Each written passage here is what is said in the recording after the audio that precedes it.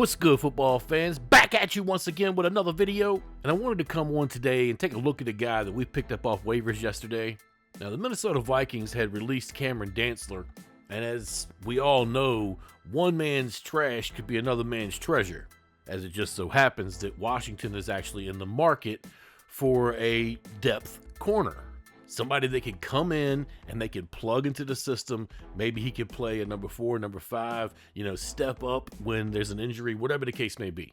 And I think that the coaching staff is hoping that Dantzler will be that guy.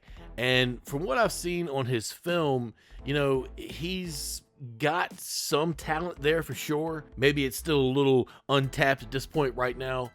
I've seen some inconsistencies in his game, but I'll get to those as the tape shows them.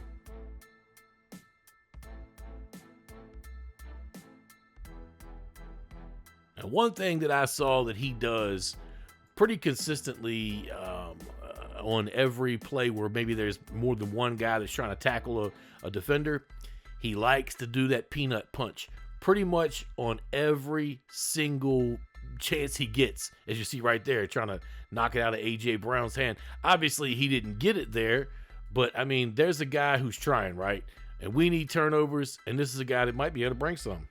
Now, I found some inconsistencies in his tackling ability, okay? Sometimes this guy plays like his hair's on fire. And other times, he kind of plays like he's, I'm not going to say scared, but he definitely acts like he doesn't want to be involved as much as possible, which obviously isn't much different from a lot of other corners. I mean, the game is full of guys that do the very least when it comes to tackling. I believe this tackle right here, he probably got a little bit lucky there considering the place on the field he was at. He just decided to try to cut the man's feet out. There's several running backs in the league that will just jump right over that play right there. So, maybe he needs to tidy that up a little bit. You know what I mean? Because there's going to be a couple of running backs in the league that are going to embarrass him with that kind of play.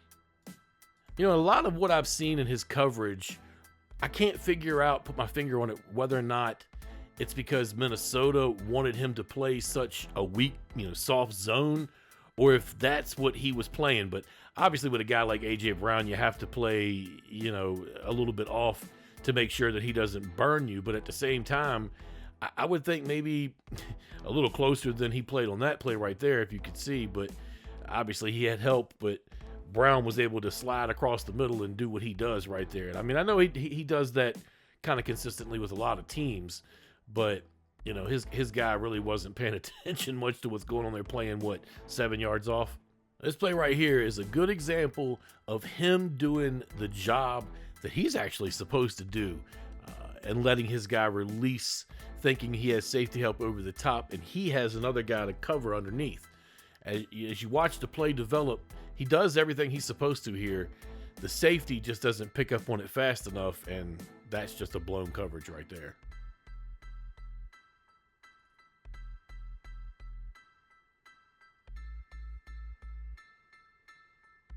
Now, a few moments ago, I said something about his inconsistency with his tackling.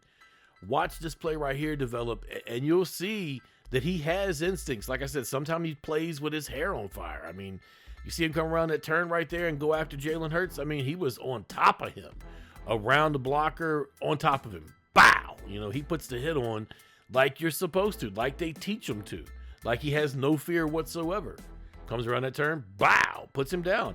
And I mean, if he doesn't, I don't know if Hurts, really gets a lot on that play, but he damn sure caused that play, to stop in its tracks. Because if he misses that tackle, Hurts comes around this edge right here, and maybe he gets the first down because the lineman at that point turns back in. He gets lucky on this one right here with a little shoestring tackle. Like I said before, his tackling style, it leaves a little bit to desired, if you ask my opinion.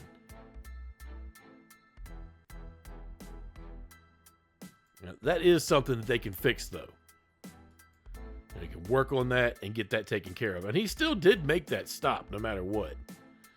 They do need to clean that up, though. I make these videos to point out the good and the bad. And here's a situation right here where he plays the play perfectly, knocks the ball away.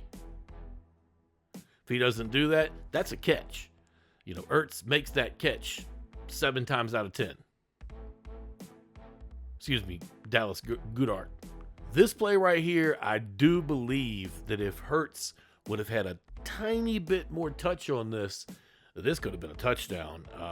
Dantzler was beat on this play as far as Brown is the bigger receiver, the bigger player, and can, make that catch kind of strong arm there if he gets the opportunity. The ball sails a little bit long. Obviously, we don't know for sure what would have happened in that kind of situation, but I fully believe that Brown could have made the most of this play. If you watch it from the other angle, you see he had a step. Now, I said the man had some inconsistencies, and one thing that I saw on this film is sometimes it looks like he's dragging. All right, like he's dragging ass a little bit. Like this play right here is one of those times. Now I realize that he's on the opposite side of the field, but you could really see the way this transpires. As the play goes further, you could see that he lackadaisically just walks up the field. Now, my thing is this. I know nobody's perfect. I don't want everybody running around and 900 miles an hour. Obviously, they'll end up injured half the time they do that. But he just kind of halfway jogs here. Hurts is still not across the line of scrimmage, not across the end zone, and he's still just half running here. I don't like to see that, okay? I like to see guys that have that high motor, they only know one speed, and it's not jogging with the guy, 2 yards from the goal line. I feel like if this guy has any speed at all, he could have hit the Jets, let's say, right about here, and took a different path, maybe took a different lane or whatever, and hit him with a different angle, and he could have made that tackle, man. I mean, there's this guy right here that's in front of him, obviously, but if he turns the afterburners on, he could make that tackle and make that hit and stop that touchdown from happening. And to me, I don't like to see plays like this. I just don't. Again, with this damn cushion that these Viking defenders give, it's got to be in the scheme, man. And this situation right here, it actually screwed the defense, because when Dantzler's out there running the route with the receiver, he turns and gives his guy a good 7-yard cushion right there, and the guy he's guarding is able to just stop in his tracks and come back, make a catch. And I mean, look at that. Dantzler is 5 yards away from the play altogether. That's scheme right there. More than likely, they're telling him to give that 5 yards just so he doesn't get beaten. This could be schemed around easily, as you see. I mean, don't get me wrong. It's perfect execution, too, from Hurts. Here's another situation where he goes to make the tackle. Another guy's there trying to make the tackle, and his first thought is to strip the ball. I love it. That's what I want my guys in the secondary to do every time if they get the chance. That's how you get more turnovers. Again, remember me saying inconsistency with the tackling? Sometime he plays with his hair on fire. Boom. Playing right there like he knows exactly what he's supposed to do. Boom. Makes the tackle. Stops the first down. And I've watched this next play at least 5 times now, and I, for the life of me, can't figure out why he just stops and lets A.J. Brown continue across the middle. Here, watch the play. It's like he got confused there what he was supposed to do for a moment, and he thought that he was going to have help over the middle, or he saw the linebacker there, and he thought that he was going to be okay, but the linebacker's still running towards the center of the field, and that linebacker should not be put on A.J. Brown. So I think that's just a mistake in what he thought he was supposed to be doing. But it could have been a major mistake. If Brown would have caught that ball and then juiced it this way, he could have had a really good gain. As it was, he stopped and stutter stepped and still got the first down. And as you see, turned it outside. Wild part about it was when he turned it back outside, Dantzler missed him again. Watch, there's the tackle.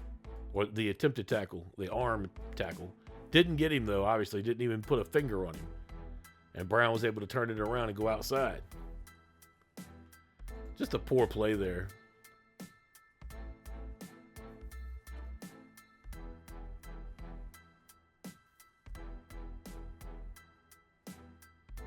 certain plays that receivers make, especially like DeAndre Hopkins, you can't really do much about. And that's one of them right there. A lot of those sideline plays, receivers of his ilk are not going to be able to stop. You're not going to stop them on the corner of the field like that.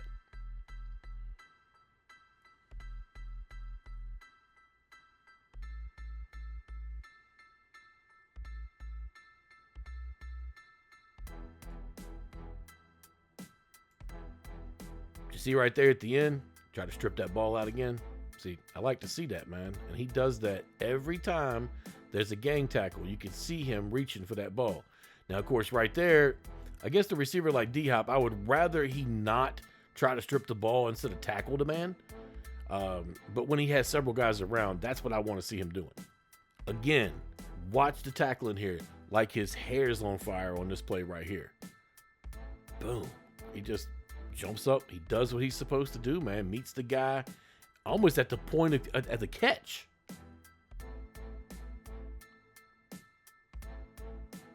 Now, see, here's an example of the other way with the tackling. Watch the way he reacts now when the ball gets near him. I don't know. I'm just seeing some inconsistencies there. Like, he could have made that tackle, I believe. Like, watch him kind of just stand there and see the other defenders and then not even try. I don't know. Maybe he just couldn't make it there in time.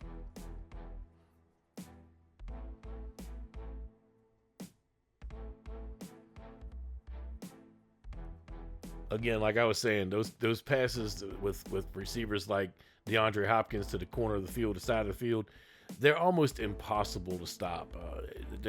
Most corners in the NFL can't do anything with that. That man gets paid tons of money to do that right there.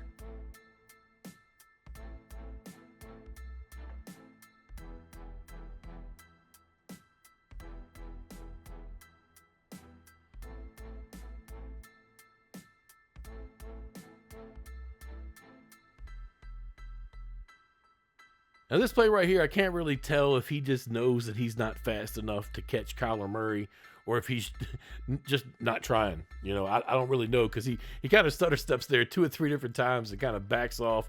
And I realized that Kyler Murray is just like, twitchy and wild and all over the place. So he's doing the best just to keep him from getting that first down, which, by the way, he does. So if he doesn't do what he's doing there, the man gets the first down. I made mention about what D-Hop does on those sideline plays, but when he calls for the ball and Dantzler sees him there and then still kind of thinks that the safety's over the top, I believe it was his job to continue with DeAndre Hopkins here, and he's lucky this didn't turn into a touchdown. He's lucky he did have Smith over the top there for some help. Otherwise, that could have very easily been a touchdown. I've been making comments about his lackadaisical tackling, or the fact that he goes for those, he goes for the feet, the shoestring, whatever. It shows very little effort trying to get him or whatever. This is the reason why that bothers me. Now watch, the play goes out to Zach Ertz. He tries to do that shoestring stuff with Ertz, and Ertz just spins off of him. Touchdown.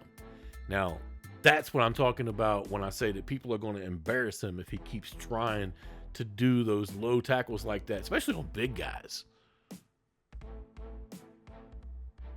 And again, like I said, inconsistencies. Here, his hair's on fire. Puts the man down. Here's another situation where I see him kind of acting lackadaisical around a play he could have made a tackle on. You see there? He was running like side by side with that guy. He never once took a different angle. Here he is right here. And here's the guy right here, and here's the other defender right here. Now, the man makes his way this direction. He just runs side by side with him. He never once tries to take a different angle and tries to grab him. And he even slows down, which is kind of odd to me. I don't know. Like I said, I like my players to go balls to the walls and to want to constantly know where the guy with the ball is and tackle him. Seeing him do that right there kind of makes me wonder, like, what is he running for? Like, are you trying to run to the end zone with him and make sure. I don't know what's going on there, man. Like, I think he could have cut back in and made that tackle. Right here, he makes a really good play at the goal line. This would have been an easy 2-point conversion. Here's the play right here where DeAndre Hopkins had this man beat. And if he makes that catch, you know, who knows? I could have been off to the races there. If you watch it from the other side, you could see he had that man beat. And D-Hop knows it too. Yep, you see him at the end of there. He knows it. See him putting his hands on his head? He knows it. And I'll say it again. I'm not really sure if there's a whole lot that Dantzler can do in those situations. I mean, you're going against a top-notch, all-world wide receiver. The best thing you could do is just to keep him from scoring touchdowns. That's really all you can do in certain situations. This play right here, Dantzler gets completely, I mean, just obliterated on this block right here. Obviously, it's an illegal block. A hit on a defenseless player or whatever the case may be. But, I mean, it just destroys that man. He's actually pretty lucky that he didn't get hurt on this play.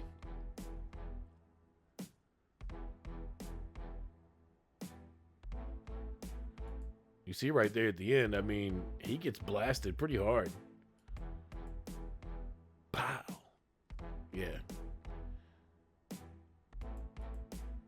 It's more of the hit to the side of the helmet, I think, that the refs are having a problem with on a play like that. He gets hit right in the side of the helmet. They're trying to eliminate that. Inconsistencies with tackling. They need to get this guy in and start working with him as soon as they can. All this arm tackling and everything he tries to do, that's not going to cut it in this league, man. Like, if he is wanting to have a long career, that's going to be something they need to cut out. That appears to be one of his lowlights, so to speak. One of the things that definitely could have led to him being not re-signed, or not kept, I should say, and not given an extension. That's just piss poor there. I've made a lot of comments about his inconsistency with his tackling, but this play right here, he actually, overruns the play, but then he makes up for it and catches the guy and makes the tackle at the end of it. Now, see, to me, that's showing us that he has the talent, man. It's just all about putting it all together and making it work in the right system, honestly. Maybe that system up in Minnesota wasn't the right fit for him. I really don't know what happened to Dantzler up in Minnesota, but the Washington game actually marked the end of him as a starter up there. I mean, he did start a couple of games at the end of the season, but for the most part, this was the last game that he actually saw starter time. And I was looking through these highlights or through these, these clips or whatever, trying to figure out what exactly he may have done to lose his starting job. And to be completely honest with you, I found nothing. There was nothing out of the ordinary. The other film I watched, it looked better and worse in places. I don't really understand why he lost his job after the Washington game, which it kind of makes me think maybe there's more to this story than we know. Maybe his inconsistencies are something that the coaching staff had issues with. Maybe he had problems off the field. I don't know. I am interested in finding out, though. Since Washington claimed him off the waiver wire, he's still on the last year of his rookie deal, which makes his contract, which I believe is something like $2.74 million or something like that, 100% guaranteed, because it's the last year of his rookie deal. And that kind of means that if they like him, that you can just look for them to extend his contract soon. Maybe in camp, maybe sometime early in the season. Who knows? They probably don't want him to go in on a one-year deal, make it almost guaranteed $3 million. They want to stretch that out a little bit. I don't expect him to get this huge deal or this massive contract or whatever. He has started 26 games over his 3-year career, and in that time, he's recorded 17 deflected passes, 3 interceptions, and something like 130, 125 solo tackles in that time. He's actually not done that bad, but he was a 3rd-round pick, and he was viewed as a decent prospect after his rookie season in 2020. I know that the Pro Writers, whatever the team they put together, the rookie team they put together, He was actually part of that, the Pro Writers Association or whatever. And he was considered one of the better younger players of that draft or whatever, as far as the, the safeties and corners go, the defensive backs or whatever. And the Vikings obviously had big plans for him. I mean, he started on the outside all the way up, like I said, to that Washington game. And I don't understand what happened after that, but it's quite obvious that they didn't want to continue forward with whatever plans that they had to begin with, which is unfortunate for him. But I guess you could say it could be a situation that we could find something out of. Washington is in a situation where they need corners. So he has an opportunity to come in and do some things. I still expect the team to probably take a corner, if not in the first round, in the second round of the draft. And the reason why I say the first round, I know a lot of people want that offensive line to continue, but the reason I say in the first round is because there's so much talent. At any rate, I see Cam Dantzler pushing for that 4th or that 5th spot. Maybe he gets more playing time than that if injuries happen, but that's the way I see it right now after taking a look at his film today. Do me a favor, make sure you hit that like button and subscribe if you haven't already. 2023 is going to be a big year here on the channel. You don't want to miss it. Y'all take it easy. Peace.